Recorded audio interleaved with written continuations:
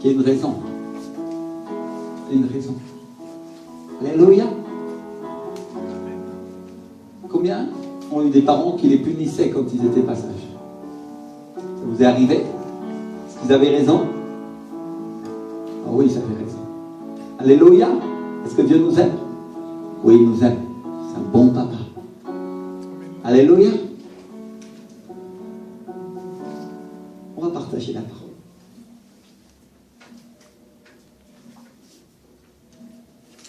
Merci Seigneur.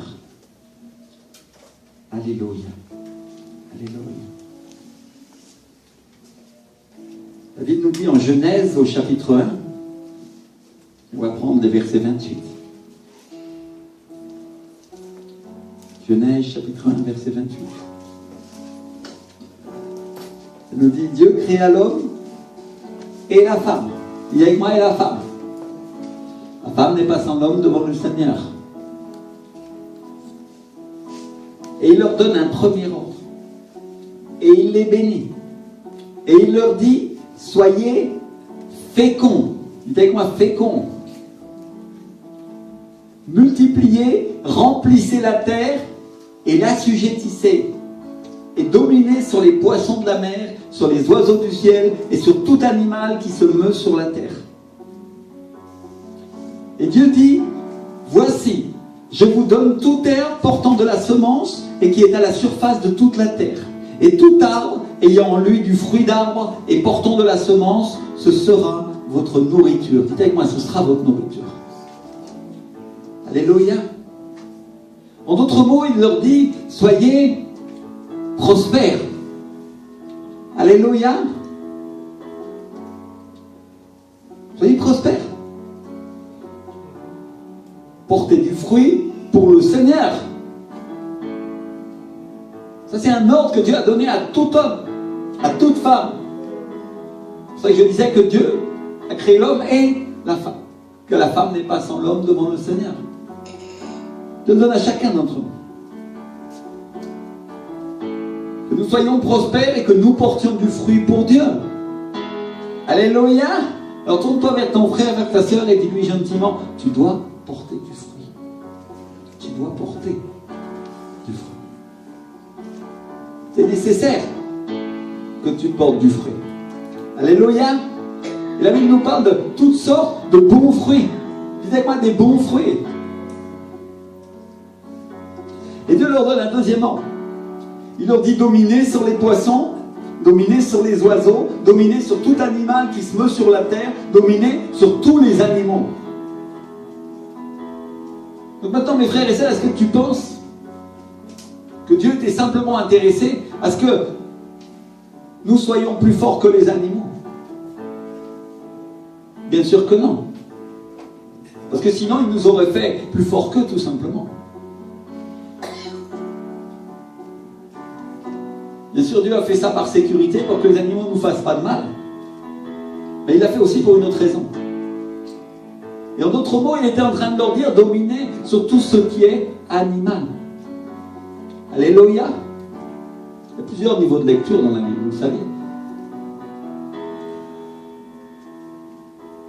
Assujettissez-le. C'est-à-dire, il est en train de leur dire, mettez-le sous votre contrôle, mettez-le sous votre joug. Alléluia. Pour que ce soit vous qui commandiez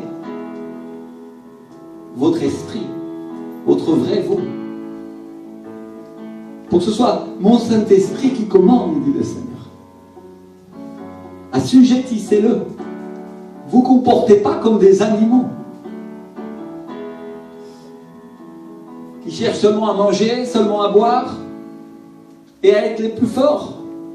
Mes frères et sœurs, est-ce que les gens du monde ne se comportent pas comme des animaux, pensant seulement à travailler pour amasser de l'argent pour leur plaisir? Est-ce que ce n'est pas leur désir et leur volonté? Ne soyez pas comme eux. Alléluia. Ça ne doit pas être votre priorité dans la vie. Si c'est votre priorité, mes frères et sœurs, vous avez une idole. Et cette idole porte un nom, s'appelle Mammon.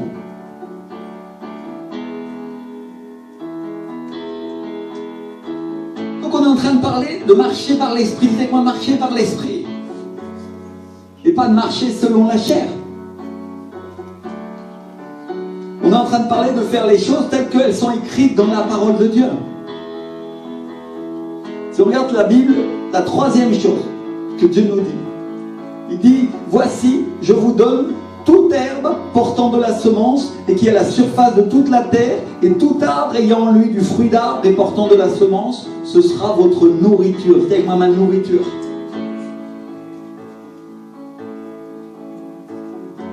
Vous voulez savoir ce que c'est la semence? Vous voulez savoir ce qu'elle représente? L'offrande, mes frères et sœurs. L'offrande. Quand Dieu parle de ce que vous mangerez, il parle de ce que vous ferez. Il parle de ce qui vous arrivera.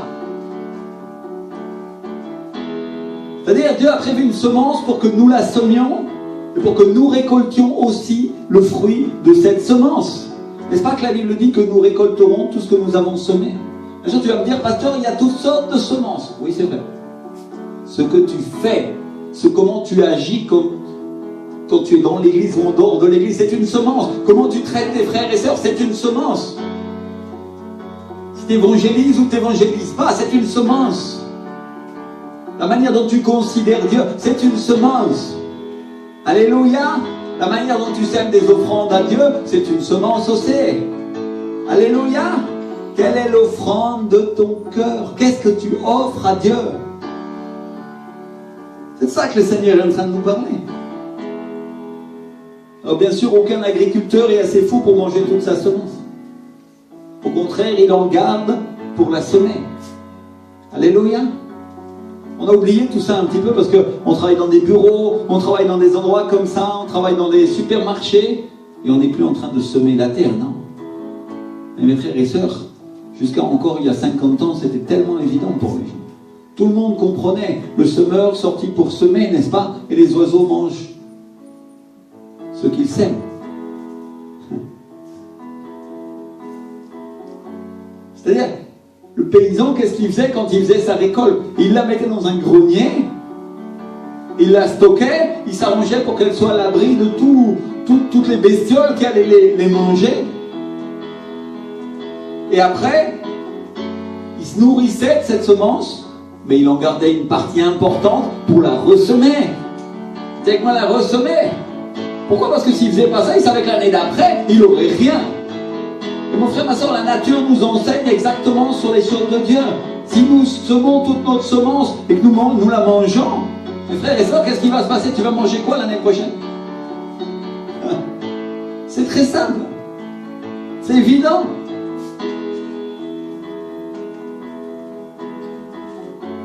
Donc Dieu n'a jamais dit qu'on devait manger la semence, mais au contraire, il a dit, elle sera votre nourriture. C'est-à-dire, pour qui Dieu a prévu la semence? Pour vous, pour toi, pour moi, mon frère, ma soeur. Dieu a prévu cette semence pour toi. Alléluia.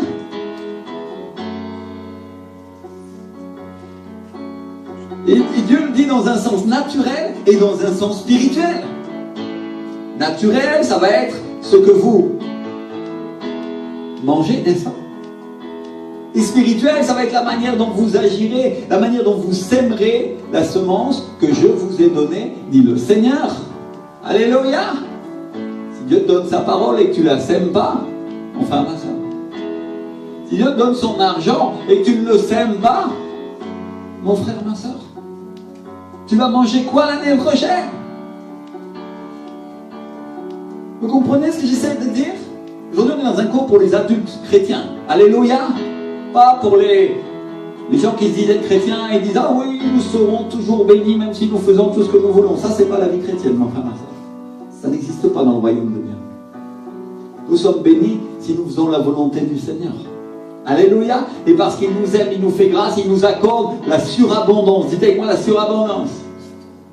Et certains disent « Pourquoi je ne vois pas la surabondance ?» Ah oui, mais bon, si tu ne remplis pas les conditions de base, il y a un problème, non? Vous comprenez ce que j'essaie de dire? Et nous sommes là pour résoudre les problèmes parce que le Seigneur veut que nous les résolvions un par un. Dieu ne nous condamne pas parce que nous sommes des enfants, nous n'avons pas grandi. Il nous corrige, il nous discipline parce que nous ne le faisons pas. C'est différent.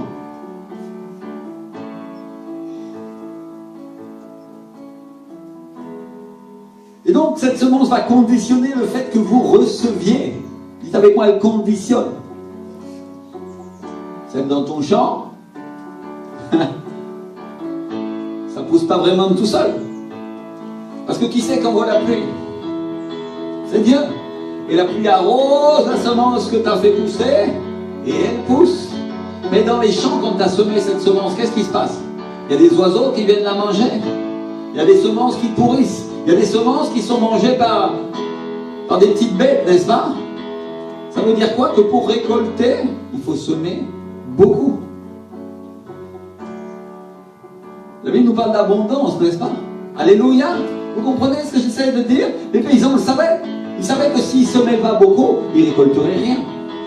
Parce qu'il y avait un certain pourcentage de cette semence qui ne donnerait pas de fruits. Vous comprenez ce que j'essaie de dire? Si la nature nous enseigne, qui a créé la nature? C'est Dieu. Alléluia. Et les chrétiens sont là, ils tapent du pied dans la pierre et disent, je ne suis pas béni, pasteur, je ne comprends pas, la bénédiction ne vient pas sur ma vie. Mais est-ce que tu as compris la manière dont fonctionne la parole de Dieu? Si tu avais un tracteur, si tu devais faire passer la charrue dans le champ et que tu devais faire pousser ta semence, mon frère, ma soeur, est-ce qu'elle viendrait à toi toute seule, rôtie dans ta maison pendant que tu regardes le match de foot à la télé? Ou le patin à glace? Non. Elle viendrait parce que tu travailles. Alléluia. Est-ce que Jésus n'a pas dit, mon Père travaille jusqu'à présent je travaille? Alléluia. Mais de quel travail il était en train de parler? Le travail de son Père. Amen. Alléluia. Ou est-ce que Jésus, il a été un charpentier toute sa vie et il a continué à être un charpentier parce qu'il fallait bien qu'il vive? Non. Quand il a grandi, il a été envoyé par son Père et qu'est-ce qui s'est passé après? Mes frères et sœurs, Dieu l'a béni et Dieu lui a pourvu. Alléluia. Il y en a qui disent que Jésus n'avait pas d'argent, mais c'est pas vrai. Jésus était très riche en réalité. Parce que si vous regardez les trésors que les rois mages lui ont apportés, mes frères et sœurs, de l'or, de l'encens, de la myrrhe, ils étaient bien quelque part cet argent-là, n'est-ce pas? Vous comprenez ce que j'essaie de dire? Mais Dieu s'attendait à ce que son Père le nourrisse. Alléluia. C'est-à-dire qu'il y avait une question de foi.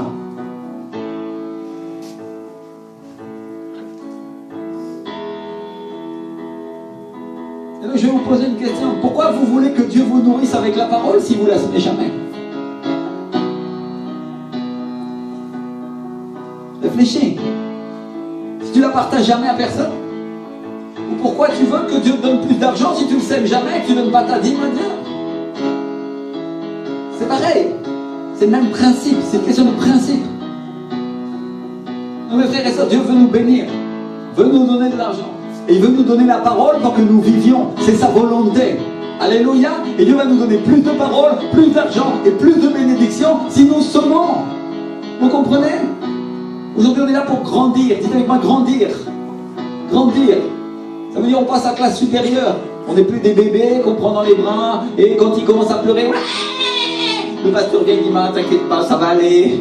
On change la couche, puis il a fait caca partout, non? Non, non. Nous sommes des serviteurs et des servantes de Dieu, n'est-ce pas? Nous connaissons la parole. Nous devons l'appliquer, la mettre en pratique. Quand un enfant passe 4 ans, 5 ans, 6 ans, on commence à être plus dur avec lui, on le prend par la main, on lui dit, écoute, tu traverses la rue avec le pas que moi je tiens et tu me tiens la main. Et le gosse commence à courir de l'autre côté. Il dit, viens ici. Mais c'est pour son bien. Alléluia. Aujourd'hui, Dieu le Père est en train de te dire, viens ici parce qu'il va t'arriver malheur si tu fais mal. Alléluia. Pas autre chose. Parce qu'il t'aime, il veut pas que le camion passe et quick. Ça, c'est simple. Et donc, Dieu veut nous bénir. Et il a prévu une parole pour qu'on puisse recevoir. Une parole que beaucoup de chrétiens refusent d'entendre. Qui est écrite dans le livre de Malachie, le prophète Malachie. Notre ami. Dis avec moi, mon ami. Alléluia. Dis avec moi, Malachie, c'est mon ami. Alléluia. Et qu'est-ce qu'il dit? On va lire Malachie 3. Qu'est-ce qu'il dit le Seigneur? Apportez à la maison du trésor toutes les dîmes.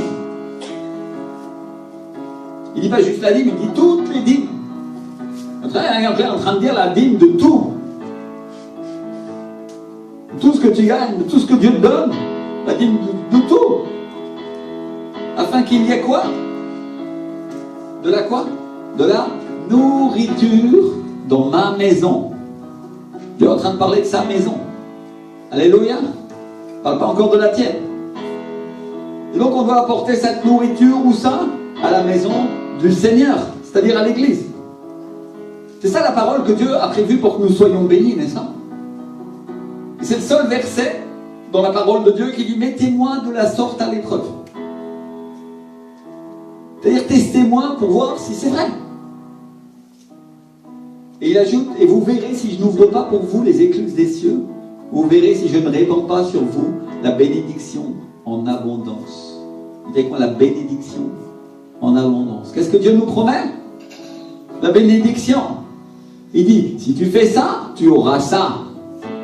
Si tu manges ton yaourt, tu auras une sucette à la fin. C'est tout simple, c'est exactement comme ça.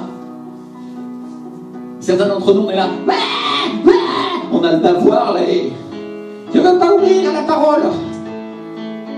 Et tu n'auras pas de sucette. La réponse de Dieu, elle est simple. Lui, il est ferme. C'est pas un papa qui est permissif. Mon pasteur, il dit une chose, il dit: Dios no tiene hijos consentidos. Dieu n'a pas d'enfants à qui il offre des privilèges. Comment? Les enfants gâtés. Lui, il va avoir alors qu'il ne fait pas ma volonté et juste parce que je l'aime. Non, non, Dieu ne fait jamais ça, mon frère, ma soeur. Dieu, c'est un bon papa. Si tu ne fais pas sa volonté, il ne bénit pas. C'est simple. C'est...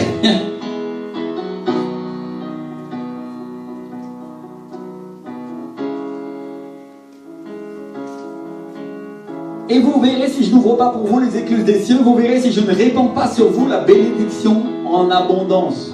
Alors il y a deux solutions, mon frère, ma soeur. Ou Dieu est Dieu et il dit la vérité, ou il est un menteur.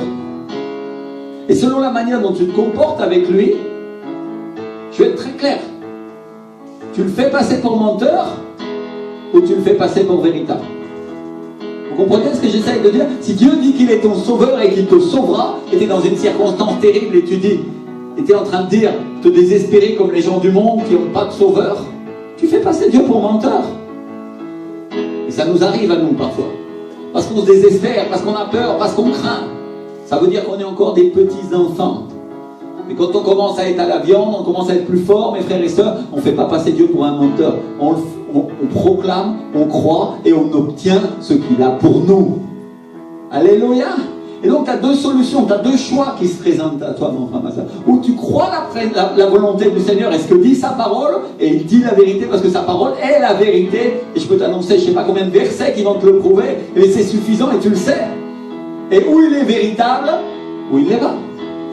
Et ton attitude, ce que tu sèmes, la manière dont tu fais, conditionnera ce que tu mangeras et ce que tu recevras. Ce que ta langue dira en le croyant, elle conditionnera ce que tu vas recevoir ensuite. Tu comprends ce que j'essaie de dire? Aujourd'hui, je suis là pour t'enseigner à être un soldat, pour t'enseigner à être un dur.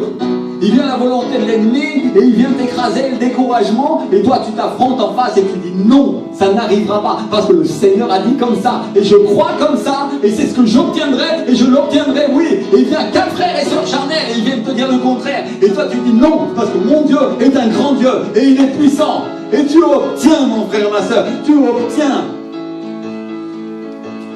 Mon frère, ma soeur, j'ai entendu aujourd'hui, cette semaine, à la radio, un témoignage. Wow! Un témoignage de gens qui ont obtenu, après des années de combat, des années de foi, ils ont obtenu au bout de 5 ans ou 6 ans ce que Dieu leur avait promis. Et tous les ans, ils étaient là et ils sonnaient, et ils croyaient, et ils déclaraient. Et mon frère, ma soeur, qu'est-ce que Dieu a fait à la fin? Il les a bénis en abondance. Alléluia! Parce que c'est ça la foi! C'est ça la foi! La foi, c'est pas juste être des petits bébés, on est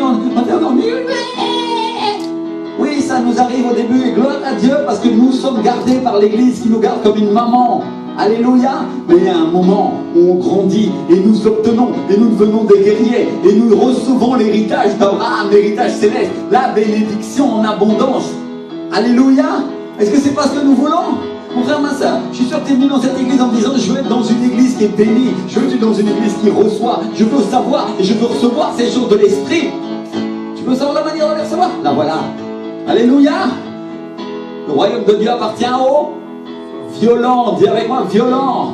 celui qui se fait violence pour croire à la parole, celui qui fait violence à sa chair et à sa tiédeur pour obtenir ce que la parole de Dieu dit. Alléluia. Combien va l'obtenir ce matin? Lève la main. Mon frère, ça, si vraiment tu veux obtenir quelque chose, si vraiment tu veux croire à ce que Dieu dit, obéis à sa parole. Alléluia. La Bible dit comme ça, fais-le. Peu importe si tu ne comprends pas, la question c'est pas si tu comprends ou tu ne comprends pas. La question c'est ce que Dieu t'a dit de faire, fais-le. Et quand tu entendras sa voix, alors tu pourras agir. Alléluia. Beaucoup de gens disent qu'ils sont conduits par l'Esprit, mais ils n'obéissent pas au quart ou la moitié de la parole de Dieu.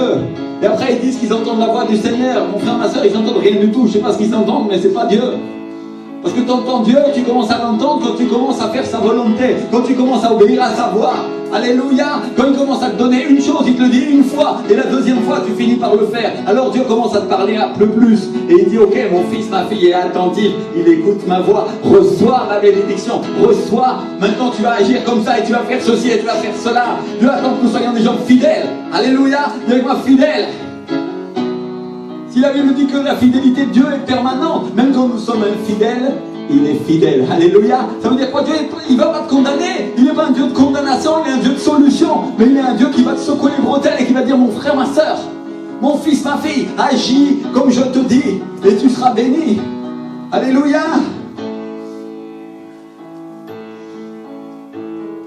Quand il dit, vous verrez si je ne réponds pas sur vous la bénédiction, l'abondance, d'une certaine manière, il est en train de dire, votre semence, c'est la garantie de ce que vous mangerez, c'est la garantie de ce qui vous arrivera. Ce que vous faites, comment vous agissez, comment vous parlez, quelles sont vos actions, quels sont vos actes. Alléluia. Ah. Ça veut dire que quand je crois, mon frère, ma soeur, parce que personne n'agit s'il ne croit pas. Quand je crois, j'obtiens le fruit de ce pourquoi j'ai cru. Alléluia. Qu'on observe sa parole et qu'au fait que nous agissions avec foi, ce qu'on vient de dire tout à l'heure. Et c'est la foi en sa parole qui produisait la puissance. Dis avec moi la puissance. C'est parce que je crois, je prends cette décision de croire que la puissance de Dieu vient agir en ma faveur. Alléluia. J'ai été violent, je me suis secoué et j'ai dit non, le diable ne m'aura pas et Dieu sera avec moi. Et j'ai commencé à déclarer, et les armes offensives et défensives de la justice, ma foi et l'épée de la parole a commencé à percer le bouclier de l'ennemi, et la puissance de Dieu a commencé à venir en ma faveur, et le Saint-Esprit a renversé tous mes ennemis. Alléluia. Et alors tu sais ce qui se passe quand tes ennemis sont renversés? Regarde le livre des rois, il y a un butin. Dis avec moi, il y a un butin. Il y a des trésors, il y a des richesses. Tout ce qui était au monde commence à passer à toi. Ça, c'est la manière de Dieu. Dis avec moi, la manière de Dieu. Je te donne un exemple. Je n'avais pas prévu de parler de ça, mais Dieu a permis que je l'entende cette semaine parce que vraiment, ça m'a impacté. Gloire à Dieu. Il y a une femme, une chrétienne, à Avivamiento en Colombie. Une femme fidèle, une femme engagée. Elle avait un problème dans son travail. Et ses chefs, sa chef la persécutait. Et ça se passait mal et mal et mal et de plus en plus mal. Et elle a commencé à prier à Dieu, elle a commencé à jeûner, elle a commencé à offrir des offrandes, elle a commencé à semer. Et elle a fait tout ce qu'elle pouvait. Et elle n'en pouvait plus. Elle n'en pouvait plus. Parce que chaque fois c'était pire. Un jour elle a été à l'église dans la semaine. L'église est ouverte, les gens peuvent venir. Et elle s'est agenouillée au fond de l'église, dans un endroit où personne ne la voyait. L'église est très grande. Patrick, Carole, ils savent, ils ont vu, c'est immense. On n'en voit pas le fond. Elle s'est mise là entre les chaises et elle a commencé à prier, elle a dit, Seigneur, sors-moi de cette situation. Je ne peux plus supporter ce travail. J'en peux plus. J'y vais en pleurant. C'est insupportable. Et elle a commencé à clamer à Dieu. Elle a commencé à dire, Seigneur, aide-moi. Seigneur, ta parole dit comme ci et comme ça et comme ça. Et elle est sortie de là, et tu sais ce qui s'est passé la semaine d'après, c'était pire. C'était encore pire. La chef a commencé à la persécuter, elle allait en pleurant, et tous les jours elle pleurait, et elle a commencé à réclamer à Dieu, et la semaine suivante c'était encore pire, jusqu'à la 3e semaine où vraiment elle n'en pouvait plus, et elle a été voir son chef, elle a dit, chef, vraiment je ne sais plus quoi faire, mais cette personne, moi je peux plus, je veux une mutation, envoie-moi ailleurs parce que je ne supporte plus. Et le chef lui a dit, écoute, sais de quoi tu es en train de me parler. Et toi, tu ne le sais pas encore. Mais moi, j'avais décidé une chose. Et je vais le faire à partir d'aujourd'hui parce que tu es venu me voir. Et c'est toi qui vas passer chef à sa place. Alléluia. Alléluia. Mon frère, ma soeur, quand vient la difficulté, c'est là qu'on voit la fermeté. C'est là que la bénédiction de Dieu a prévu de te bénir. Amen. Vous comprenez ce que j'essaie de dire? Ça, c'est être mature. Ce sont des gens matures, ce sont des gens qui obtiennent. Dieu veut ce modèle-là d'église ici. Des gens qui obtiennent. Si Dieu nous dit dans la parole, par exemple, que après il va menacer celui qui dévore, il va menacer le dévorateur. S'il y a quelqu'un qui dévore ta vie, c'est là le diable. Dieu va le menacer à partir de quand? Quand tu fais sa volonté. Et sa volonté, c'est quoi? Tu amènes la dîme à l'église. Tu amènes tes offrandes. Oh Seigneur, mais c'est l'argent, mais... Et alors, tu aimes ton argent plus que Dieu? Vous comprenez ce que j'essaye de dire? C'est quoi ton idole? Ou Dieu est ton Dieu. Et il va combattre pour toi. C'est ça la question. Mes frères et sœurs, si les gens amènent des offrandes à des bouddhas, ils collent des feuilles d'or, ils collent de l'argent à des idoles qui n'ont même pas d'âme, et ils n'apportent pas leur argent à Dieu, est-ce que nous qui ne connaissons pas le seul vrai Dieu, nous pouvons honorer notre Dieu et croire en lui? Vous comprenez ce que j'essaye de dire? C'est le moment d'être mature, c'est le moment de changer, c'est le moment de transformer, d'obtenir des choses matérielles que Dieu veut nous donner. Alléluia. Vous savez, il y a un diable qui dévore. Dieu nous dit, il ne vous détruira pas les fruits de la terre. C'est ennuyeux ça, parce que justement nous devrions porter du fruit, non? Ça veut dire qu'il y a un diable qui dévore les fruits que nous devrions manger ou que nous devrions apporter à Dieu. Est-ce que le fruit de notre foi, c'est pas un bon fruit? Est-ce que c'est pas un bon fruit pour Dieu quand tu obtiens quelque chose de la part du Seigneur parce que tu as été ferme dans tes décisions et tu crois à Dieu? C'est un très bon fruit. Tu as obtenu de Dieu. Alléluia.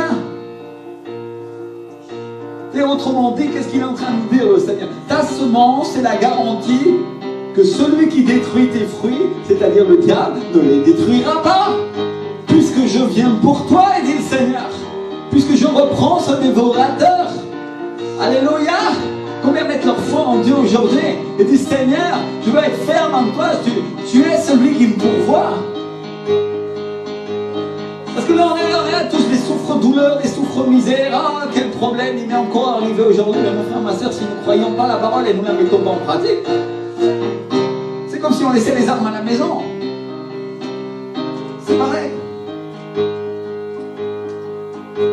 Alléluia. Et Dieu nous fait une promesse, il ajoute une chose, et la vigne. La vigne, c'est ce qui donne le vin. La vigne ne sera pas stérile dans vos campagnes. La vigne produira du fruit, elle aura des enfants. Autrement dit. Parce que quand Dieu parle de la vigne, il parle de ses enfants, il parle d'Israël, il parle de nous. C'est-à-dire en train de nous dire que ton offrande, c'est la garantie que tu porteras du fruit, la garantie que ton église portera du fruit, la garantie qu'elle s'étendra et qu'elle aura des enfants. Alléluia. Ah, pasteur, je ne l'avais pas vu comme ça. Et c'est ça la révélation de la parole, mon frère, ma soeur. Quand nous grandissons, Dieu nous montre une autre facette, un autre aspect, un autre angle qu'on ne nous avait pas vu, qu'on ne nous avait pas enseigné. Et nous commençons à comprendre les choses de Dieu.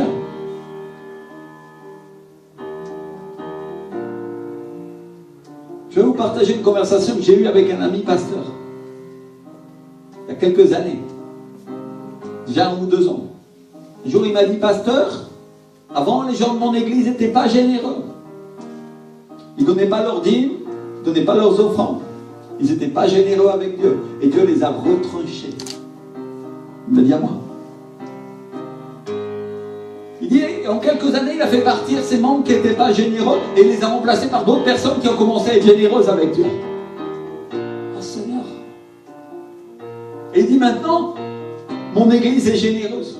Et maintenant, mes membres sont prospères parce qu'ils s'aiment et ils dîment. Alléluia.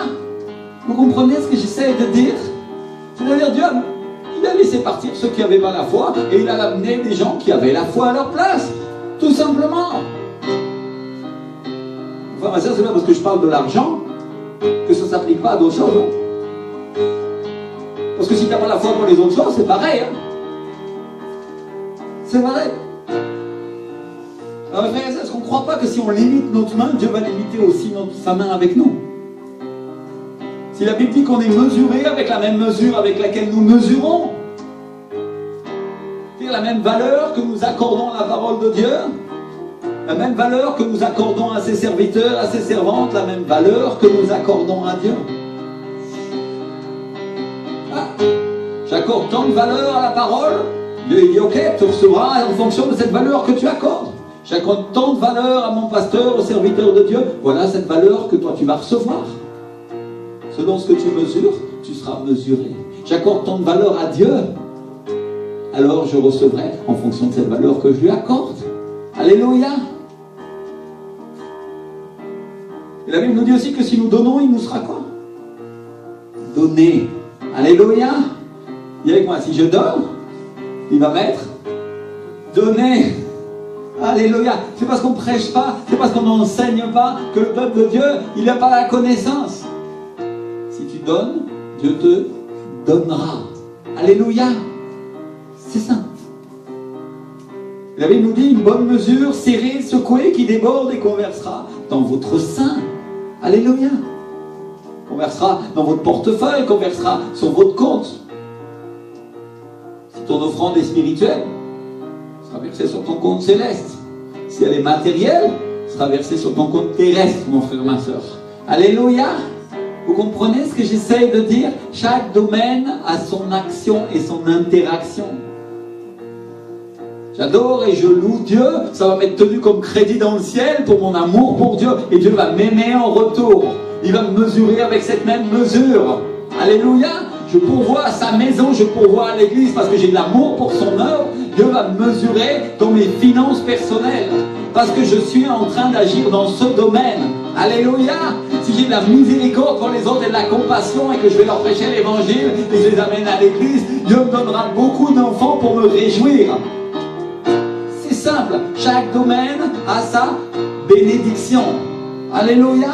Parce que certains disent je suis béni dans un domaine et je ne suis pas béni dans l'autre. Est-ce que tu agis dans l'autre domaine, mon frère, ma soeur? Est-ce que tu comprends comment il faut agir dans ce domaine-là? Ah.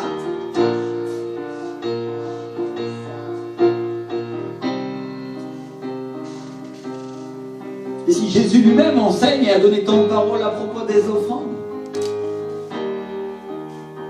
dans le livre de Genèse, c'est même la troisième chose dont il parle. On vient de lire.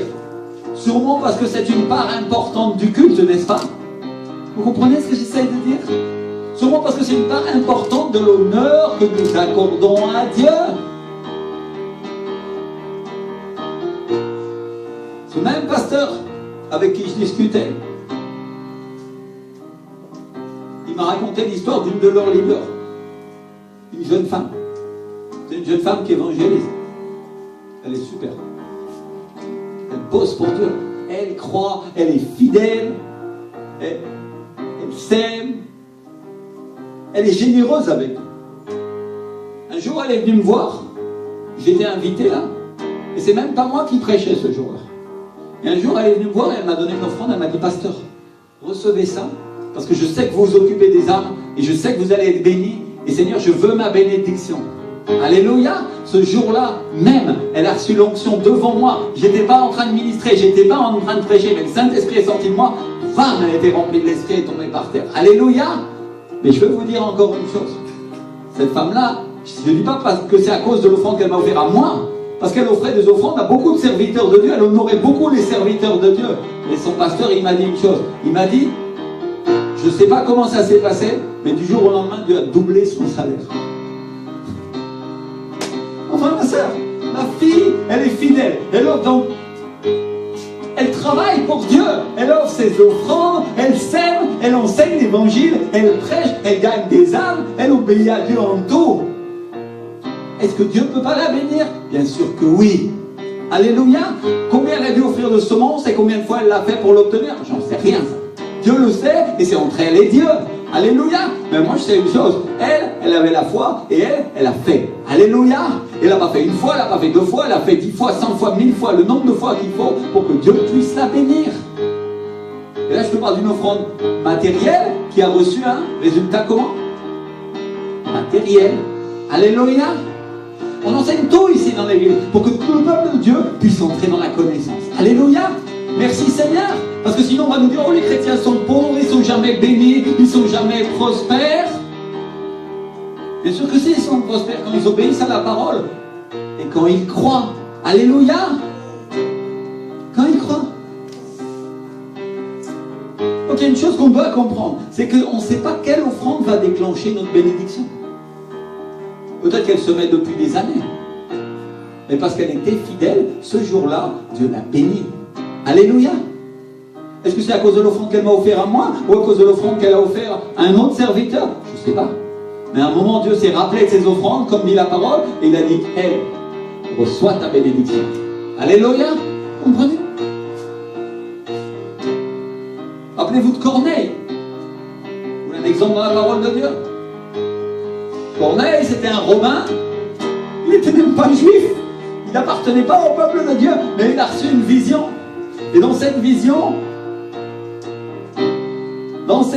Dieu lui a dit d'aller voir Pierre. Il y avait un ange dans la vision. L'ange lui est apparu et lui a dit d'aller voir Pierre. Alléluia. Et l'ange lui dit, Corneille, ta prière a été exaucée. Dieu s'est rappelé de tes quoi? De tes offrandes. Parce que Corneille, il offrait des offrandes à Dieu parce qu'il le croyait, il l'honorait, il l'aimait. Et il a été le premier gentil à connaître l'évangile du salut. Alléluia. Il a été la première personne qui n'appartenait pas au peuple de Dieu, qui est devenu le peuple de Dieu avec lui et toute sa famille. Alléluia. À cause de quoi? À cause des offrandes, mes frères et sœurs. Alléluia. Des offrandes. Beaucoup de gens, ils n'ont pas compris le pouvoir qu'il y avait dans les offrandes. Ils ne comprennent pas que Dieu veut les bénir. Mon pasteur, le pasteur Ricardo, il dit que beaucoup de chrétiens, et même de nombreux pasteurs, n'ont pas compris la puissance qu'il y avait dans les offrandes. Ils n'ont pas compris que c'était une arme. Un jour, il discutait avec un autre pasteur. Mon pasteur. Et ce pasteur, il lui a dit qu'il avait prié, qu'il avait jeûné pour obtenir quelque chose et qu'il n'arrivait pas à conquérir. Et mon pasteur lui a dit, pourquoi tu ne fais pas une offrande? Pourquoi tu n'as pas offert quelque chose à Dieu? Et l'autre pasteur, il lui a dit, ah bon, mais explique-moi ça, comment on fait pour conquérir dans les offrandes? Et tout simplement parce qu'il ne savait pas. Il n'avait pas compris. Il ne savait pas comment faire. Alors mon pasteur, il a commencé à lui expliquer comment eux, ils conquéraient. Comment eux, ils avaient reçu la révélation de que Dieu les bénissait. Comment ils attiraient l'attention de Dieu avec les offrandes. Tu veux un autre exemple biblique? Salomon a offert 1000 holocaustes. Alléluia. Là où les rois en offraient un, il en a offert 1000. Et il a attiré l'attention de Dieu. Et Dieu lui a donné la sagesse. Alléluia. Dieu lui a donné la bénédiction. Dieu lui a donné l'abondance et même la surabondance. Il a été béni plus que personne n'a été béni. Amen. Alléluia. Il a été béni dans le spirituel et il a été béni dans le matériel. Et donc mon pasteur, il a commencé à expliquer à ce pasteur comment dans son église, les croyants étaient là et ils conquéraient des choses impossibles en semant des offrandes. Et comment ils les obtenaient. Et enfin, ma soeur, quand j'entends la radio, les gens qui rendent témoignage, j'ai obtenu mon entreprise. C'était impossible. Dieu m'a donné ça. Dieu m'a donné une maison alors que je ne pouvais pas la payer. Dieu a fait ceci et fait cela. Parce que j'ai offert, j'ai donné. Alléluia. Dieu les a bénis dans le matériel. Oh, ils ne disent pas au bout de combien de temps. Certains, ils partagent, ouais, que ça a pris du temps. Mais il y a une chose qu'ils ont fait. Ils l'ont fait fidèlement, ils l'ont fait avec foi jusqu'à obtenir un déclenchement céleste. Alléluia. Ou tu crois que tu vas prier une fois et Dieu va te donner tout de suite? Parfois oui. Gloire à Dieu quand ça arrive. Mais parfois tu pries pendant 1 an, tu pries pendant 2 ans, jusqu'à obtenir. Et ça, c'est un acte de foi. Comment on y appelé, non? Centre de vie de quoi? De la foi. Ça veut dire que nous devons croire. Dieu nous a appelé à un endroit où on croit. C'est le nom prophétique qu'il nous a donné. C'est le nom qui détermine notre avenir. Nous sommes des gens de foi. Ça veut dire qu'ici on va devoir croire plus que nos frères et sœurs y croient encore. Alléluia. Ça veut dire que tu t'es engagé dans un chemin dans lequel la foi va commencer à monter. Et il va falloir obtenir les choses par la foi. Alléluia. Dieu veut que tu obtiennes ta bénédiction par la foi. un acte de foi. Et il sème, et il sème, et il sème, et il sème encore jusqu'à obtenir. C'est une manière. Parce que les dîmes et les offrandes, c'est une décision qui active la bénédiction de Dieu. Et avec moi, ça active, ça déclenche. Amenez à ma maison les dîmes et les offrandes, et vous verrez si je n'ouvre pas pour vous les écluses des cieux. Il y en a qui ont déjà vu ce que c'est qu'une écluse. Si vous n'en avez pas vu, vous pouvez aller sur l'Oise, juste à côté, où il y a l'autoroute. Vous allez voir ce que c'est qu'une écluse. Une énorme porte dans laquelle il y a des centaines de milliers de litres d'eau qui s'ouvrent pour faire passer une péniche. Dieu dit, il va ouvrir les écluses des cieux. S'il retient l'eau de la bénédiction céleste. Alléluia. Quand tu ouvres la porte d'une écluse, il s'écoule. Des quantités impressionnantes. Et donc c'est une question de décision. Dites avec moi, décision. Il y a beaucoup de croyants ici qui sont à une décision d'obtenir la bénédiction de Dieu, une décision d'obéir à Dieu, une décision d'être ferme, une décision de pardonner, une décision de recevoir l'amour, une décision d'amener leur dîme, une décision d'offrir des offrandes, une décision de devenir une personne de foi, une décision pour la bénédiction. Et peut-être certains ils vont dire, ok pasteur c'est bien, mais comment on fait pour être prospère? Comment on fait pour porter du fruit? Comment on fait pour porter tout ce fruit que Dieu nous a demandé? Question légitime. Catherine Kuhlman, elle a longtemps prêché sur l'amitié avec le Saint-Esprit, au point qu'on l'appelait la Jean-Baptiste du Saint-Esprit. Imaginez-vous. Et il y a très peu de gens qui l'ont écouté en fait. Très peu. Mais ceux qui l'ont fait sont entrés dans un fleuve de bénédiction. Un fleuve sans limite. Parce qu'ils ont été radicaux avec Dieu. Il y a eu un radical avec le Seigneur. Radical avec sa parole. Radical avec leur foi. Ils ont commencé à obtenir. Elle a dit qu'on pouvait être amis avec le Saint-Esprit. Ils l'ont pris au pied de la lettre et ils le sont devenus. Alléluia. Ils sont rentrés dans le fleuve. Parce que la bénédiction, c'est pour ceux qui sont radicaux, c'est pas pour ceux qui sont tièdes. Ça, c'est sûr. Parce que la bénédiction n'était pas avec le peuple hébreu quand ils marchaient dans le désert. Elle est venue sur eux quand ils ont obéi à Dieu. Quand ils ont franchi le Jourdain et quand ils sont rentrés sur la terre promise. Quand ils sont rentrés malgré leurs craintes. Parce que parfois, mes frères et sœurs, on a des craintes. On a crainte d'obéir à la parole de Dieu. Ça nous fait peur parce que c'est pas logique, n'est-ce pas? Et on parle d'une terre sur laquelle les yeux de l'Éternel sont constamment sur ce pays pour les bénir. C'est comme ça que Dieu a appelé la terre promise, n'est-ce pas? Alléluia. Et c'est comme ça, mon frère, ma soeur, que Dieu bénit celui qui obéit à Dieu. Pour celui qui est ami avec le Saint-Esprit. Les yeux de Dieu sont constamment sur sa vie pour le bénir de toutes les bénédictions célestes. Alléluia. Combien veulent ça pour la vie? Combien veulent ça? Alors on va étudier la parole. On va étudier la Bible pour voir ce que Dieu nous dit. Pour voir comment Dieu bénit ceux qui se jettent dans le fleuve. Pour ceux qui décident de lui obéir. Pour ceux qui décident de le chercher. Dans le livre du prophète Ézéchiel, la Bible, elle nous parle du Saint-Esprit comme d'un fleuve où tout fleurit. Elle nous parle d'un fleuve où tout prospère. Dieu avec moi, prospère. Dans le livre d'Apocalypse, elle nous parle du Saint-Esprit comme d'un fleuve qui sort du trône de Dieu. Et c'est un fleuve qui donne la vie à tout ce qu'il rencontre. Un fleuve qui a le pouvoir de faire pousser tous les arbres qui sont plantés sur ses bords. Et ces arbres sont des chrétiens. Ils portent du fruit en toute saison. Alléluia, vous vouliez porter du fruit? Voilà la manière. Être planté près du fleuve et d'obéir à la parole de Dieu. Que je te dise plus simple, moins caché. Obéis à la parole de Dieu et plus sois planté près du Saint-Esprit et le Seigneur va te prospérer, il va te bénir, tu porteras du fruit en toute saison. Alléluia, ton feuillage sera toujours vert, c'est-à-dire tu auras toujours la vie. C'est-à-dire que ça aille bien ou que ça aille mal, que tu aies des problèmes ou que tu n'aies pas de problème, tu porteras toujours du fruit. Tu seras toujours vert. Alléluia. Mon frère, ma soeur, est-ce que Daniel portait du fruit? Quand avec ses amis, ils étaient jetés dans la fournaise de feu. Mais bien sûr que oui. Il portait un fruit de l'esprit, obéissance à Dieu. Dis avec moi, obéissance à Dieu, jusqu'à la mort. Et même si notre Dieu ne nous sort pas de cette fournaise, ô roi, nous ne nous prosternerons pas devant ton idole. On ne t'adorera pas toi.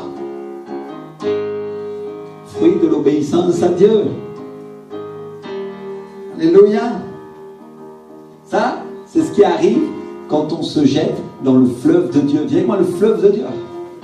C'est ce qui arrive quand on se jette dans le Saint-Esprit. On commence à arriver à un niveau d'obéissance, on est prêt à obéir à Dieu pour tout. Quoi qu'il nous arrive, même si ça doit nous causer la mort, nous obéirons à Dieu. C'est ce que Jésus nous a fait et il nous a montré en subissant la mort sur la croix.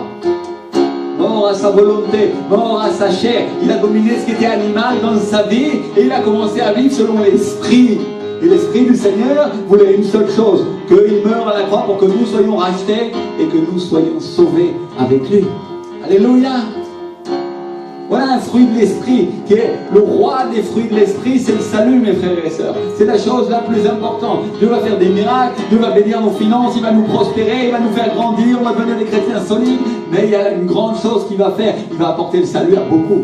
Alléluia. Au moyen de ce que tu vas faire et aussi au moyen de ce que tu vas semer. Toutes les semences que tu sèmeras, qu'elles soient financières ou qu'elles soient spirituelles, tu vas faire porter du fruit à l'église. Alléluia. Et ce pommier, on pourrait dire, j'allais dire un pommier, mais c'est un arbre fruitier, hein, va porter du fruit. Alléluia. Peu importe le type de fruit, du moment que ce soit des fruits de l'esprit. Voilà ce que le Seigneur attend de vous. Compassion, humilité, douceur, promesse, tempérance, patience, espérance, foi en Dieu. Alléluia. Voilà les fruits.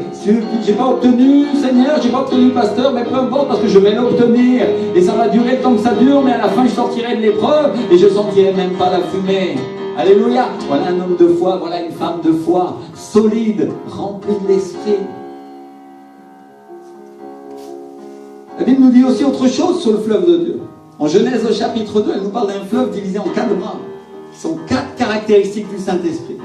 Et la première d'entre elles, c'est Pichon. Il dit avec moi Pichon. Et il nous parle d'or.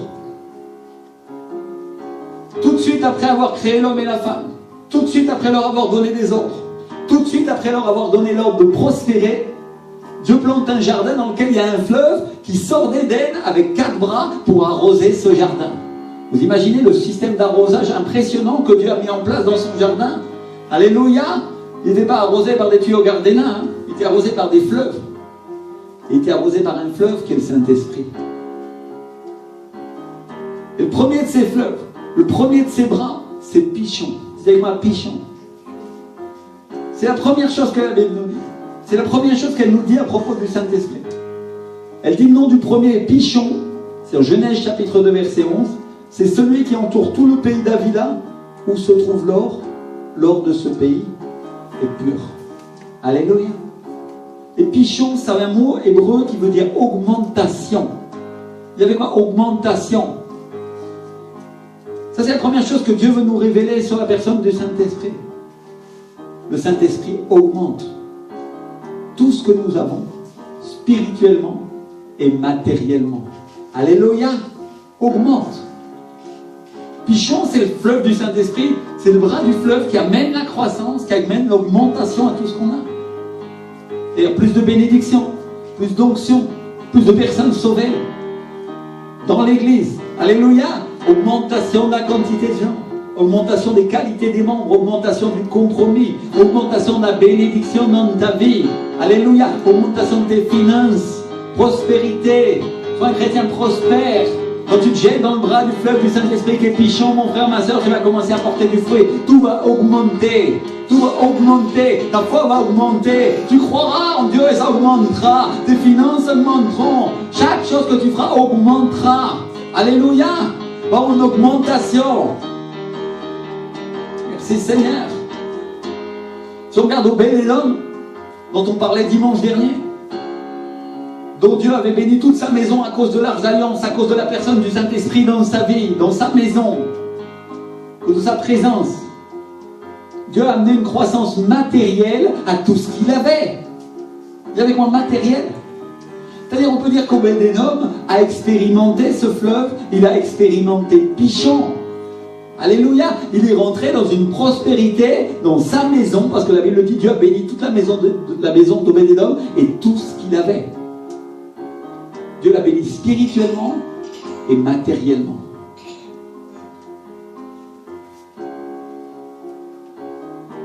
Et regardez bien ce que la Bible nous dit à propos de ce fleuve. Elle dit à propos de Pichon, c'est celui qui entoure tout le pays d'Avila où se trouve l'or.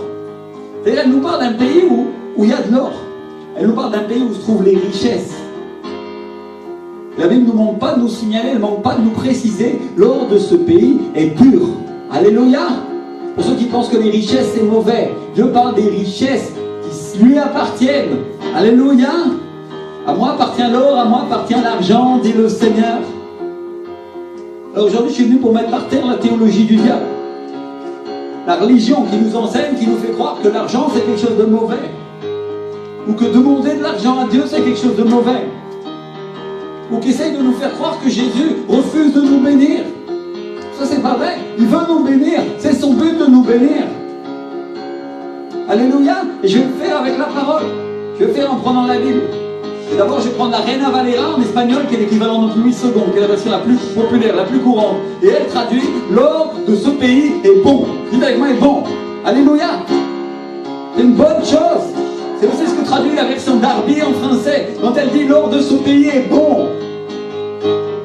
Et le mot qui est utilisé pour pur, le mot utilisé pour pur, ou pour bon, c'est tov.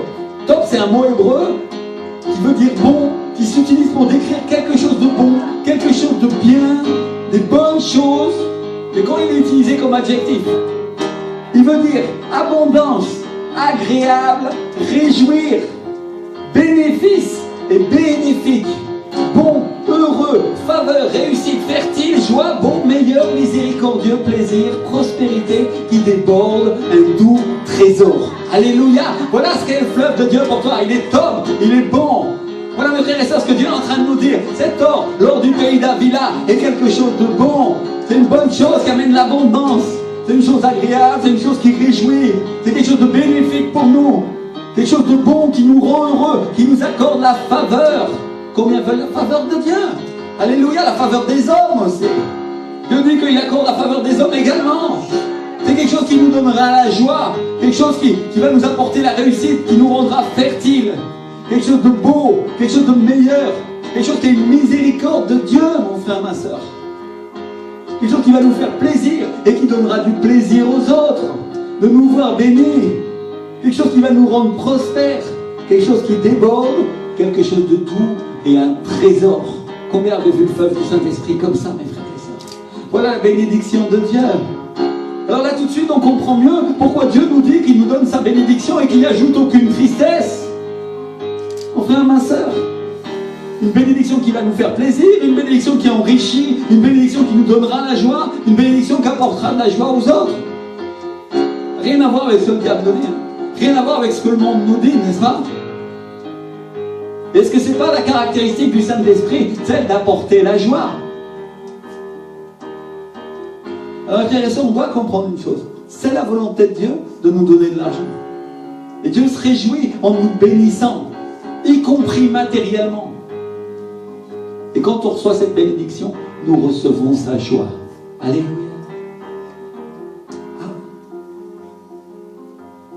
C'est-à-dire Dieu veut nous bénir en obéissant à sa parole et il a prévu des richesses pour nous si nous le faisons passer en premier. Si on décide de lui obéir, si on décide de faire passer sa parole en premier. Parce que mon frère, ma soeur, si Jésus est la parole de Dieu et que nous n'obéissons pas à la parole, ça veut dire quoi? Il n'est pas premier dans notre vie.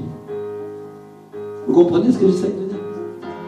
Soit nous obéissons, et il est notre roi, il est notre Dieu, il est premier, et nous recevons sa bénédiction. Ça, c'est autre chose. Décision. Dis avec moi, décision. Alors, je ne sais pas si vous comprenez, mais qu'en réalité, c'est un échange. C'est un deal.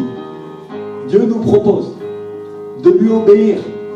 Il propose de faire ce que dit sa parole, et en échange, il se réjouit parce que nous entrons dans le fleuve du Saint-Esprit et on commence à être guidés par lui. Alléluia. Et il y a de la joie pour toi et il y a de la joie pour lui. Parce que vient la bénédiction pour ta vie.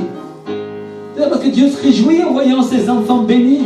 Il se réjouit en voyant ses enfants réussir, mon frère, ma soeur. Il se réjouit quand il les voit agir dans l'esprit et pas agir dans la chair.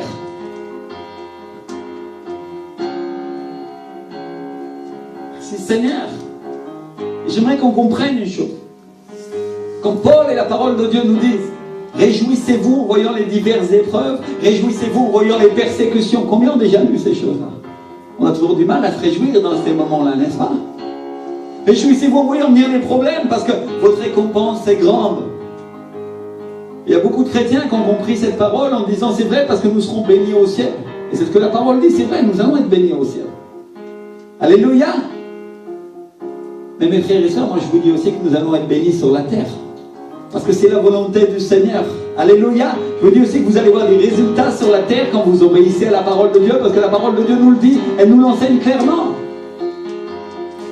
On a vu dimanche que quand Pierre avait pêché toute la nuit, qu'il n'avait pas d'argent pour faire bouillir la marmite, quand il n'y avait pas de poisson pour ramener à son entreprise de pêche et qu'il ne pouvait même pas payer ses employés parce qu'il avait pêché toute la nuit et que c'était les journaliers, on les payait à la journée. Et comme il n'avait rien à vendre, il n'avait pas d'argent à leur donner.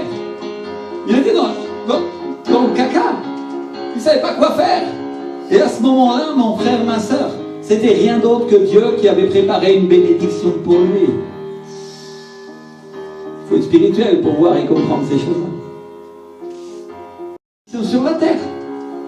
Parce que Dieu lui avait préparé une parole sur laquelle il allait pouvoir compter. Une parole sur laquelle il allait pouvoir s'appuyer pour recevoir sa bénédiction. Et cette parole, elle le rend spirituel, mon frère, ma soeur. C'est-à-dire, Pierre, tu ne sais pas quoi faire. Mais c'est pas grave. Avance en pleine eau et jette ton filet pour pêcher. Parce qu'à partir de maintenant, tu vas prendre. Alléluia! À partir de maintenant, tu vas être béni. Et Seigneur, on a pêché toute la nuit et on n'a rien pris.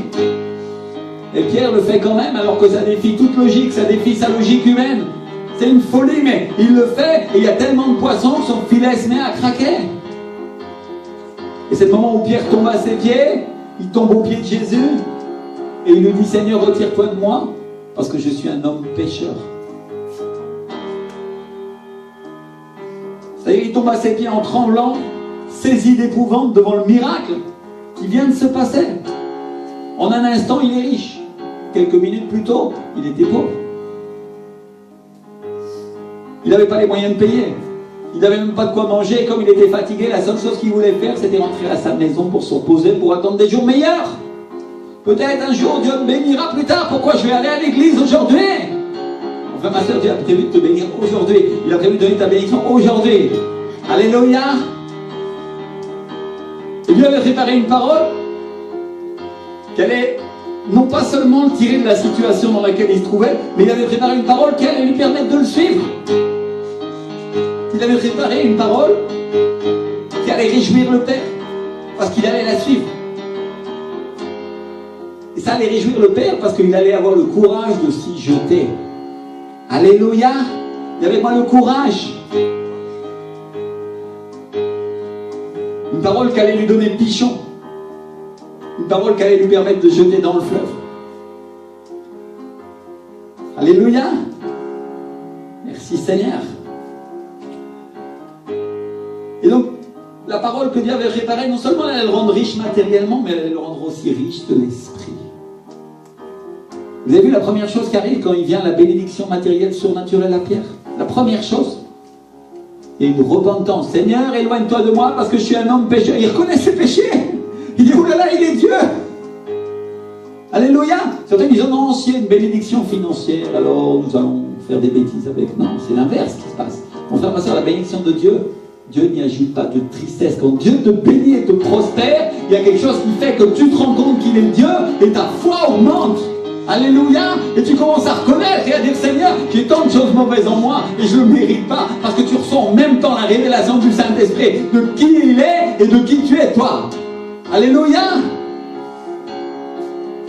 Alors, Dieu avait prévu une parole qui allait lui donner pichon, qui allait lui permettre de jeter dans ce fleuve, qui allait lui permettre d'abandonner son travail pour suivre Jésus. Parce qu'il avait expérimenté ce que c'était que d'être prospère. Vous comprenez ce que j'essaie de dire, mes frères et sœurs? Parce qu'il savait où était Pichon. Ce jour-là, il a expérimenté, il a compris que Pichon se trouvait à côté des paroles de Jésus. Alléluia, là où il était, là où il se tenait, près du fleuve, quand il disait « Avance en pleine eau et jette tes filets pour pêcher ». Quand Dieu dit et parle une chose, et venait la bénédiction, venait la prospérité pour sa vie. Alléluia, Seigneur. Et il y avait de la joie.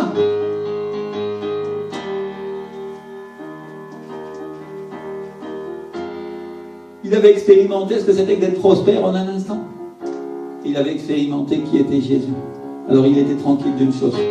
Maintenant je vais pouvoir suivre Jésus parce que Jésus va me fournir tous les jours. Et j'ai plus besoin de mon entreprise de pêche pour travailler parce que s'il m'appelle à le servir, alors je le servirai et il pourvoira à mes besoins. Alléluia! C'est-à-dire la foi avait commencé à augmenter pour lui. Et Dieu commençait à lui donner des consignes de ce qu'il allait devoir faire. Il recevait du Saint-Esprit et il commençait à agir. Alléluia!